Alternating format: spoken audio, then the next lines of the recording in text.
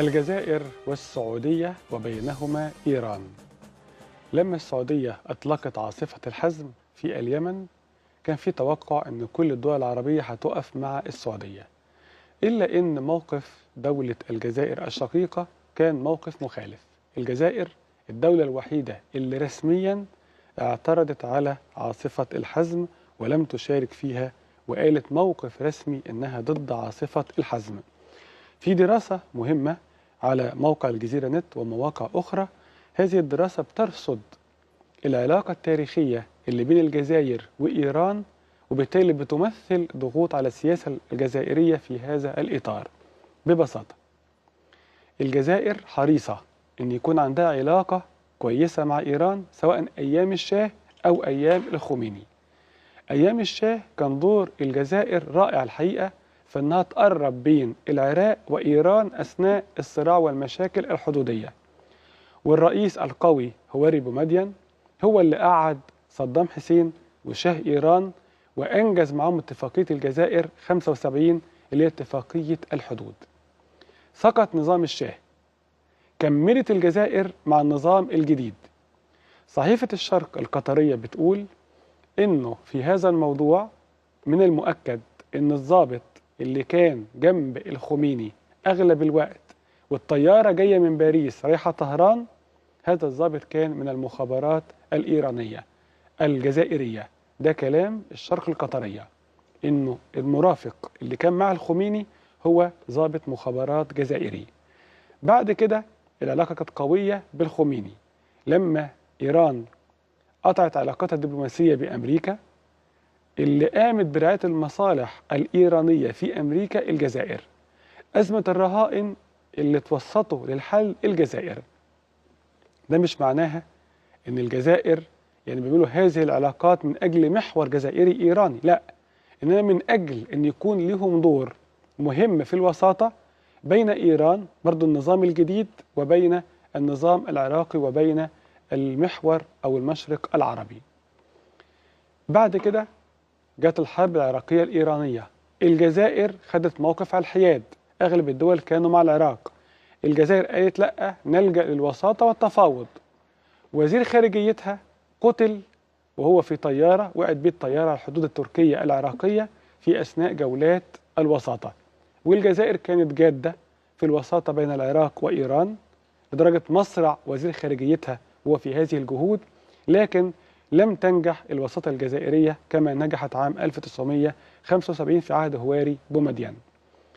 بعد كده كملوا علاقات كويسة جدا مع إيران. نيجي بقى سنة 92 الرئيس بوضياف رئيس الجزائر اللي اغتيل. لما الرئيس اغتيل إيران طلعت أيدت الاغتيال رسميا. المخابرات الجزائرية القوية لقت إنه إيران بتدعم خلايا ومجموعات داخل الجزائر وبتدعم جبهة الإنقاذ عباس مدني علشان ياخد الجزائر وتبقى دولة لها علاقة قوية دينيا وسياسيا بإيران.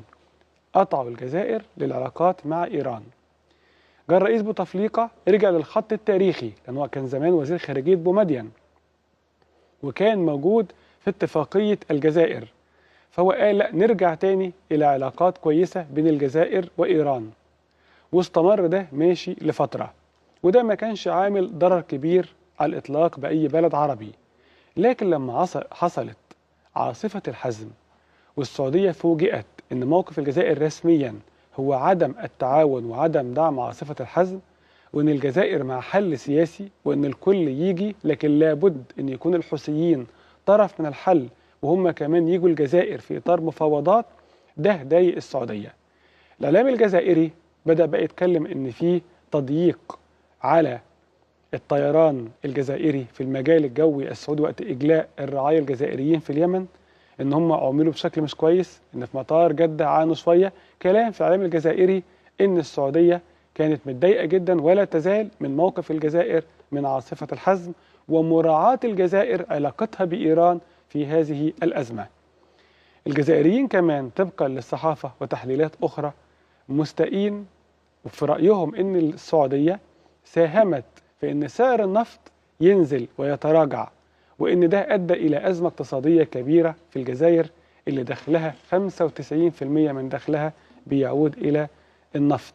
فلما النفط ينزل ده أدى إلى أن الجزائر يكون عندها وضع اقتصادي أسوأ مما كان. هو ما كانش وضع سيء، بس وضع اقتصادي يسوء في الجزائر. المهم حاول رئيس بوتفليقة بعت وزيره الأول إلى إفريقيا، راح أنجولا، غينيا الاستوائية، نيجيريا، كان بلد اللي هي فيها البترول، بيحاول يوزن لرفع سعر البترول. إنما في المجمل الصراع كما يلي: إن تاريخيا في علاقة بين الجزائر وإيران. 2. العلاقة التاريخية دي في زمن الشاه، في زمن الخميني. 3. واجهت مشكلة لكن جه رئيس بوتفليقة رجع العلاقات كما كانت. 4. إن عاصفة الحزم السعودية فوجئت بموقف الجزائر. 5. الإعلام الجزائري بيقول إن السعودية ورا تراجع سعر النفط وده أضر بالجزائر. 6. السعودية بتقول ما ينفعش موقف الجزائر يكون على الحياد وترى علاقتها بإيران ينبغي أنها أن تكون مع السعودية. ده توصيف الموقف الجزائري من عاصفة الحزم ومن الحوثيين ومن إيران ومن قيادة السعودية للتحالف.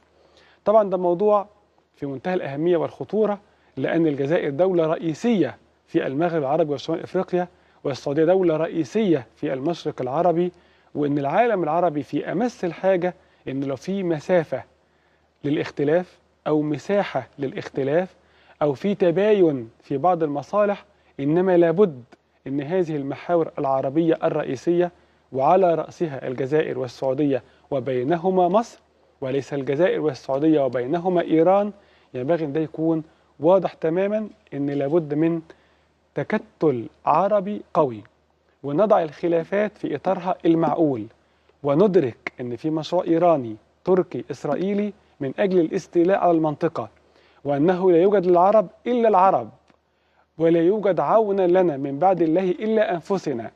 وإذا العالم العربي تمزق على نفسه وعمل حسابات تختلف فيها كل عاصمة عن الأخرى، ده معناه أن احنا هنكون أكتر وأكتر أمة في خطر. يسرني أيها الإخوة والأخوات أن أعلن على أسماعكم بأنه وقع الليلة البارحة اتفاقا شاملا يسوي جميع المشاكل القائمة بين البلدين الشقيقين إيران والعراق.